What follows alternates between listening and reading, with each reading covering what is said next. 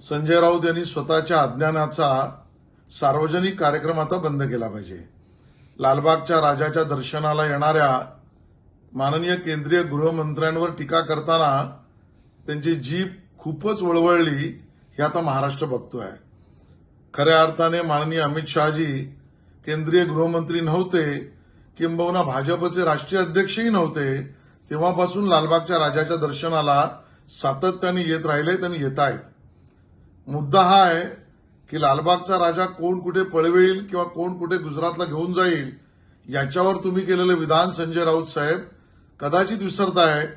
तुमच्याच पक्षाचे माननीय मुख्यमंत्री उद्धवजी ठाकरे हे मुख्यमंत्री असताना 125 वर्षाची सार्वजनिक गणेशोत्सवाची परंपरा पहिल्यांदा खंडित झाली आणि लालबागचा राजा सुद्धा बसला नाही, तो तुमचा मुख्यमंत्री उद्धवजी मुख्यमंत्री असताना.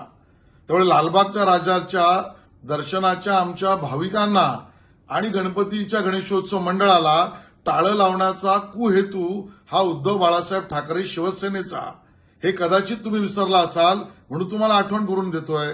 आणि त्यावरचा राग महाराष्ट्रातल्या जनतेचा अजूनही गेलेला नाही. आपण हेही म्हणालात 100 वर्ष लागेल देवेंद्रजींना माननीय शरद पवारांच्या डोक्यात काय चाललंय हे कळण्यासाठी. राऊत साहेब, कोणाच्या डोक्यात काय चाललंय किंवा कोणाच्या घरात काय चाललंय याच्यात घुसण्याची सवय ही तुमची. एक कार्यकर्ता, एक स्वयंसेवक, एक नेता म्हणून देवेंद्रजींनी केलेलं काम अख्ख्या महाराष्ट्राला पुढची कित्येक वर्ष पुढे नेणाऱ्या गतीचं काम आहे. त्यामुळे कोणाच्या डोक्यात काय चाललंय बघण्याची वृत्ती ही देवेंद्रजींची नाही आणि भाजपची नाही. दुसऱ्याच्या घरात झाकणं ही तुमची वृत्ती. तात्पुरता एवढंच पुरेसं आहे.